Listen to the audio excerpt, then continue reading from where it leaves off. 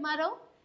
నరేష్, తెలంగాణలో ఎప్పటికప్పుడు అసలు ఎలక్షన్స్ హడావుడి అంటే ఎలక్షన్స్ దగ్గరికి వచ్చే వేళ కొత్త కొత్త మార్పులు వస్తున్నాయి. మొన్నటి వరకు మనందరం అసలు అంటే ఇటు కమలం అటు బీఆర్ఎస్ రెండింటికి గట్టి పోటీ ఉంటుంది అనుకున్నాం. ఎప్పుడైతే కర్ణాటకలో కాంగ్రెస్ వచ్చిందో అప్పటి నుంచి ఒక కొత్త మలుపు తిరిగింది. అందరూ పెద్ద పెద్ద వాళ్ళందరూ కాంగ్రెస్ లోకి చేరడం, కాంగ్రెస్ చేరడం వలన అందరికీ ఒక డౌట్ రేజ్ అయింది. కాంగ్రెస్ లోకి పెద్ద ఎత్తున తల్లి వస్తున్నారు, కాంగ్రెస్ గెలిచే అవకాశం ఉందేమో అని. మేనిఫెస్టోలు కూడా ఒకరికి మించి ఒకరు ఇస్తుంటే కాంగ్రెస్ది బాగుంది, కాంగ్రెస్ కి ఎక్కువ ఓటేద్దాం అనే పదంలో వెళ్ళారు. బట్ మళ్ళీ నిన్నటికి నిన్న మందకృష్ణ మాదిగ గారు మోడీ పెట్టిన సభలో ఆయన వైపే సపోర్ట్ చేయడము, మందకృష్ణ మాదిగ ఇంకా మొత్తం బీజేపీకే సపోర్ట్ చేయమని ఇప్పుడు పెట్టిన ప్రెస్ మీట్ లో కూడా బీజేపీకే బీసీ సంఘాలందరూ ఓటేయండి అని నిక్కచ్చిగా చెప్పడం వలన మళ్ళీ ఇంకొత్త మలుపు తిరిగింది అనుకోవచ్చు. సో ఎప్పటికప్పుడు రాజకీయాలు అనేవి అసలు ఎవరు ఎక్స్పెక్ట్ చేయని విధంగా మలుపు తిరుగుతున్నాయి. దీని గురించి ఏమంటావు?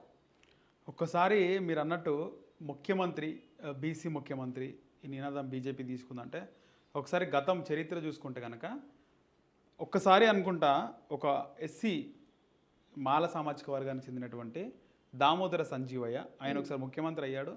కొద్ది నెలల్లో కొద్ది వ్యవధి కాలమే ఉన్నాడు ఆయన. ఆ తర్వాత ఆయన తీసేసారు. అంటే అధిష్టానం కాంగ్రెస్ పెద్దలు ఢిల్లీ నుంచి వచ్చి ఎప్పుడు కూడా రెడ్డిలు, ముఖ్యంగా సింహభాగం రెడ్డిలదే, ముఖ్యమంత్రులందరూ రెడ్డి సామాజిక వర్గానికి చెందిన వారే. అంటే ఒక అగ్రవర్ణ కులానికి చెందినటువంటి అగ్రవర్ణ సామాజిక వర్గ నాయకులే ముఖ్యమంత్రులు అయ్యారు.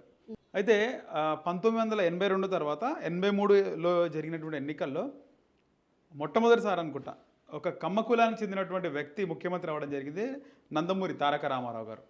ఆ తర్వాత మళ్ళీ చంద్రబాబు నాయుడు, రాజశేఖర్ రెడ్డి ఓసీ. ఆ తర్వాత తెలంగాణ విభజన అయిన తర్వాత మొట్టమొదటిసారి విభజన అయిన తర్వాత ఎన్నికలకు వెళ్లే ముందు కేసీఆర్ ప్రకటించారు, తెలంగాణకి మొట్టమొదటి ముఖ్యమంత్రి ఒక దళితుడు అవుతాడని చెప్పి కేసీఆర్ చెప్పడం జరిగింది. దానికి సంబంధించి అప్పటికే కాంగ్రెస్ ఉన్నటువంటి ముఖ్య నాయకులందరూ కూడా ఆంధ్రాకి వెళ్ళిపోయినారు. అంటే ముఖ్య నాయకులు తెలంగాణలో ఉన్నప్పటికీ ఆంధ్ర నుంచే లీడింగ్ ఉండేది ఎప్పుడు కాబట్టి. సో తెలంగాణ నుంచి వాళ్ళు ఏం చేసిరు, పొన్నాల లక్ష్మయ్య అని పీసీసీ అధ్యక్షులు చేసిరు. ఆ తర్వాత కాంగ్రెస్ పార్టీ ఎస్సీ ముఖ్యమంత్రి నినాదం తీసుకుంది. ఎస్సీ ముఖ్యమంత్రిని చేస్తాము కాంగ్రెస్ పార్టీ అధికారంలోకి వస్తాయని. At the same time R Krishnaiah BC నాయకుడు టీడీపీలో చేరి టీడీపీ బీసీ ముఖ్యమంత్రిగా ప్రకటించింది ఆర్ కృష్ణయ్యని. తెలుగుదేశం పార్టీ బీసీ ముఖ్యమంత్రి నినాదం ఇచ్చింది. తెలుగుదేశం పార్టీతో బీజేపీ అప్పుడు పొత్తులో ఉంది. ఇక తర్వాత ఎన్నికలు వస్తూ ఉన్నాయి. ఈసారి కాంగ్రెస్ చాలా స్ట్రాంగ్ అయింది కాబట్టి వాళ్ళు ఏం చెప్పట్లేదు. ఎందుకంటే వాళ్ళ దాంట్లో వాళ్ళకే పోటీ ఉంది. ముఖ్యంగా రేవంత్ రెడ్డితో పాటు ఒక 2-3 బాగా పోటీలో ఉన్నారు. రెడ్డిసే అవుతారు ఎలాగో కాంగ్రెస్లో ముఖ్యమంత్రి అధికారం వస్తే. బీఆర్ఎస్లో ఎవరు అవుతారు? ఆబ్వియస్లీ కేసీఆర్ గారే మళ్ళీ అవుతారు. కేసీఆర్ లేకపోతే కేటీఆర్, హరీష్ రావు, వాళ్ళు ఓసీఏ, ఇటు ఓసీ అటు ఓసీ.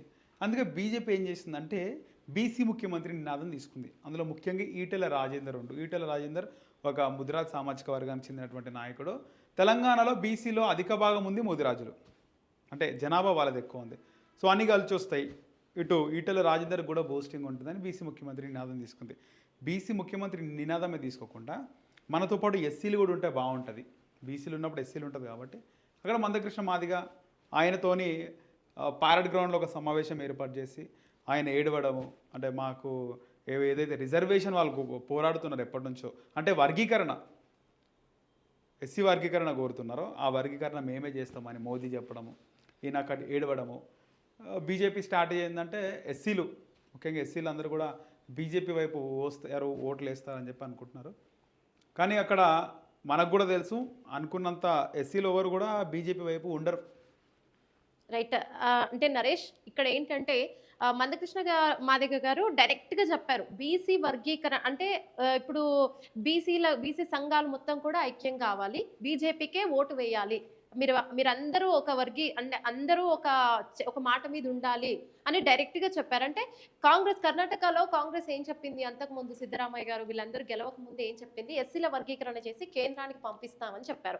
మరి కాంగ్రెస్ అక్కడ మీ ప్రభుత్వం వచ్చింది కదా, మరి గెలిచాక పంపించలేదు, మీది మాటల ప్రభుత్వమే కానీ చేతుల ప్రభుత్వం కాదని ఖచ్చితంగా అడిగారు. ఇక్కడ కూడా ఆనాటి నుంచి ఇందాక నువ్వు చెప్పినట్టుగా ఎస్సీలు ఎవరైతే ముఖ్యమంత్రి అయ్యారంటే ఓన్లీ దామోదర సంజీవయ్య గారే అయ్యారు. ఆనాటి నుంచి ఇప్పటి వరకు ఎవరూ అవ్వలేదు. ఓన్లీ బీసీ నాయకుడు అయితే ఎవరూ అవ్వలేదు. సో బీసీలు మేమంటూ ముఖ్యమంత్రి బీసీలలో ఎవరు అవ్వలేదని చెప్పుకోవడానికి లేదు. కనీసం ఎస్సీలకు చెప్పుకోవడానికి ఒక ముఖ్యమంత్రి కొన్నాళ్ళుండి చేశారు. కానీ బీసీలకు అది కూడా లేదు. కాబట్టి ఖచ్చితంగా బీసీలందరూ ఐక్యమయ్యి బీజేపీకి ఓటేస్తే బీసీ నాయకుడినే ముఖ్యమంత్రి చేసే అవకాశం ఉంది అని ఇక్కడ డైరెక్ట్‌గా చెప్తున్నారు. సో, కర్ణాటకలో ఎలాగో మీరు చేయలేదు. ఇక్కడ కూడా రేవంత్ రెడ్డి మాత్రమే కాంగ్రెస్‌లో ఇప్పుడు ముఖ్యమంత్రి అవుతారు. కాంగ్రెస్ గెలిస్తే ఇక్కడ రేవంత్ రెడ్డి అవుతారు. అక్కడ కేసీఆర్, కేటీఆర్ గారు మాత్రమే ఛాన్స్ ఉంటుంది.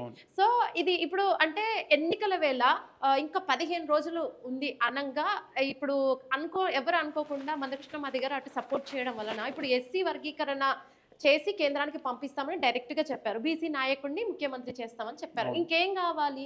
సో, ఇప్పుడు ప్రజలందరూ అటువైపు మొగ్గు చూపే అవకాశం ఉంటుందని నేను అనుకుంటున్నాను.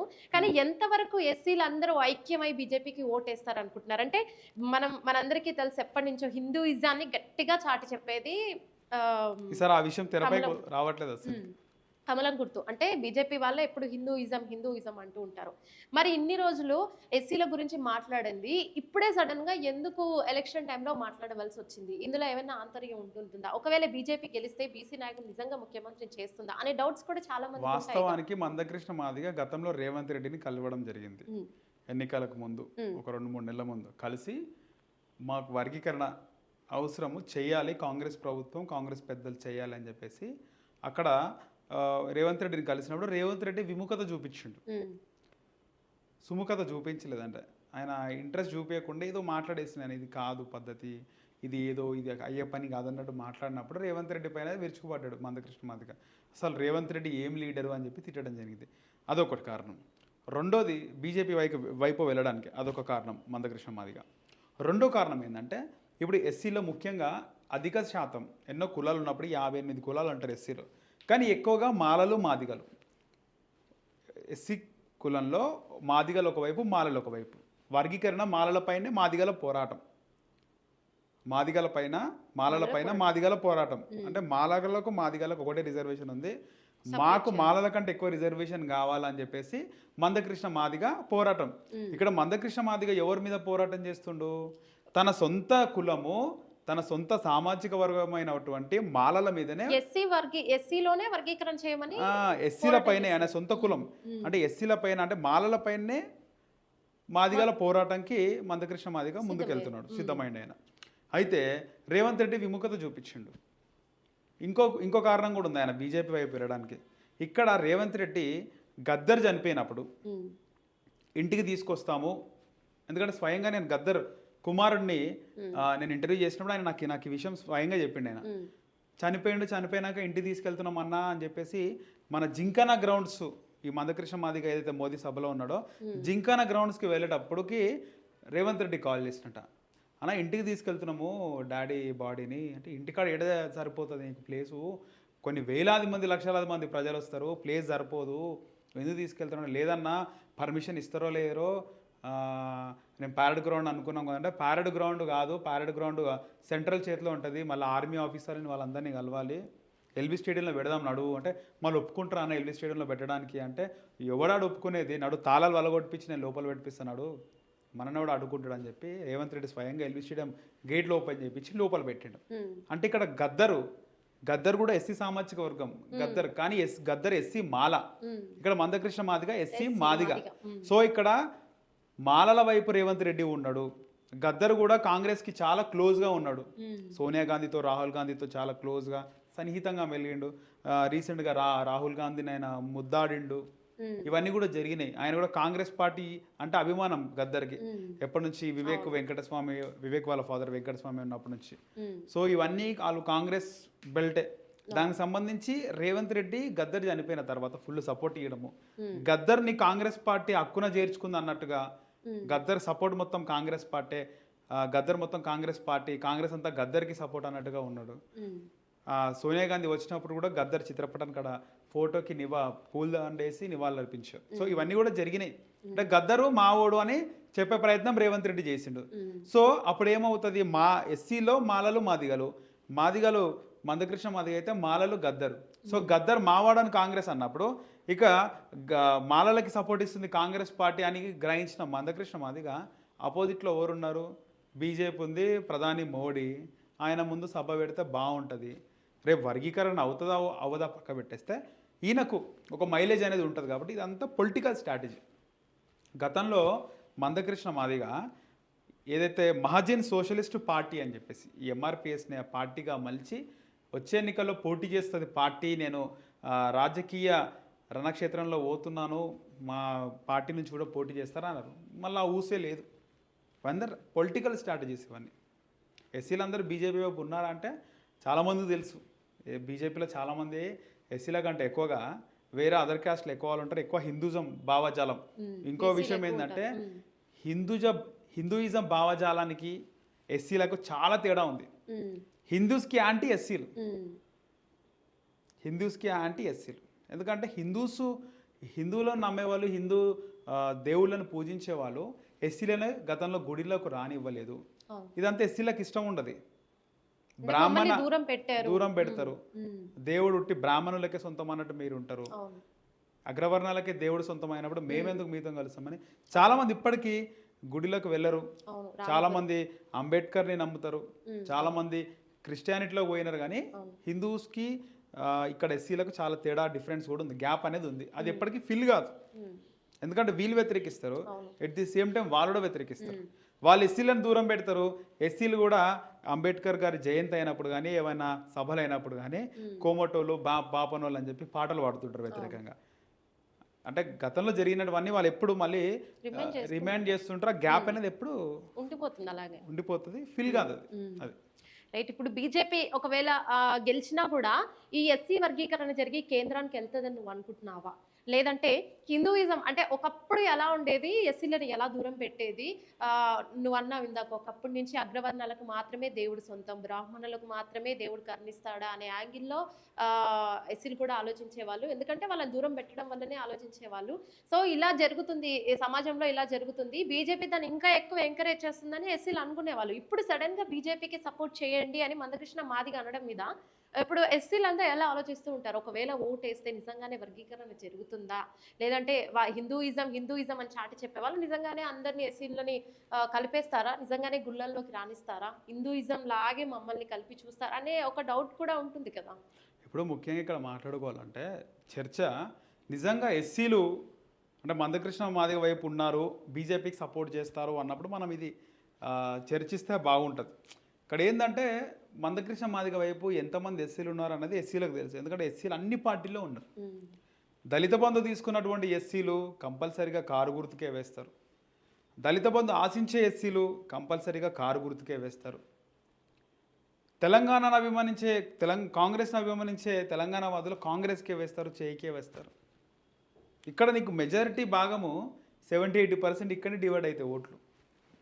చాలామంది ఉద్యమకారుల్లో ఉన్నటువంటి ఎస్సీలు అంటే దళిత బంధు రానప్పుడు చాలామంది ఆగ్రహంగా ఉన్నారు ప్రతి నియోజకవర్గంలో. మనం అన్ని ఊర్లు తిరిగినాం కాబట్టి లబ్ధి పొందిన వాళ్ళు కారుకేస్తారు, కొంతమంది వేస్తారా వేరే అనేది కూడా డౌట్.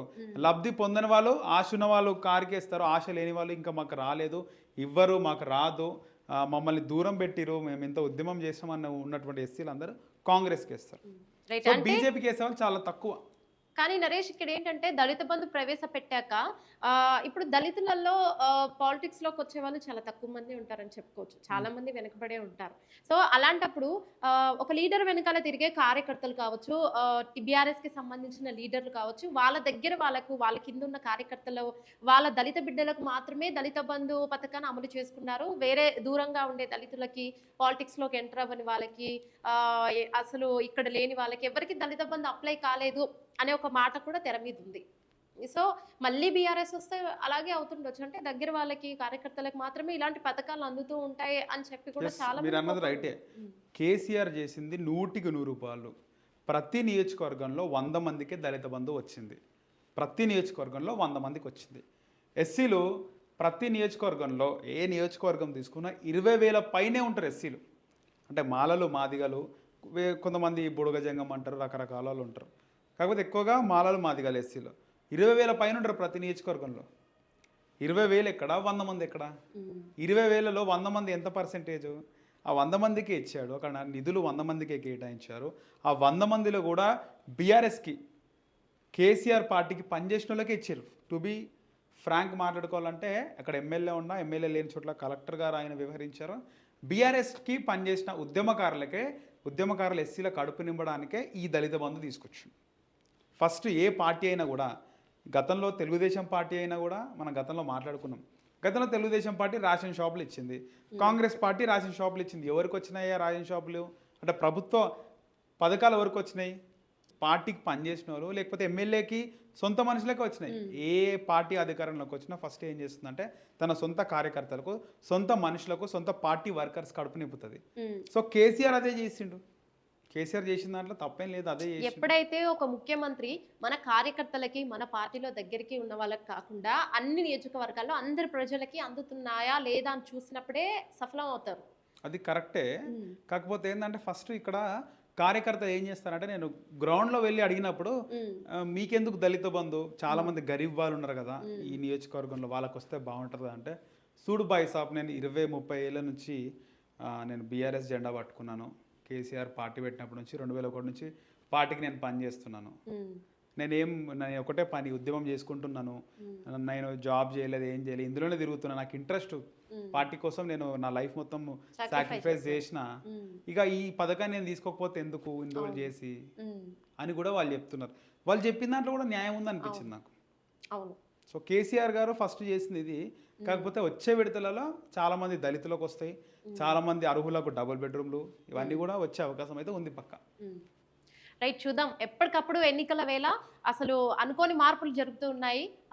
అటు కాంగ్రెస్కి కొందరు సపోర్ట్ చేయడము, ఇటు బీజేపీకి కొందరు సపోర్ట్ చేయడము, పెద్ద పెద్ద లీడర్లు ఒక పార్టీలోంచి ఒక పార్టీలోకి జంప్ అవ్వడము, అసలు నిజంగా అసలు ఎవ్వరూ ఎక్స్పెక్ట్ చేయని విధంగా జరుగుతున్నాయి. ఇంకో 15 రోజులు మాత్రమే ఉంది. ఈలోపు ఇంకా ఎన్ని మార్పులు జరుగుతాయనేది మనం వేచి చూద్దాం.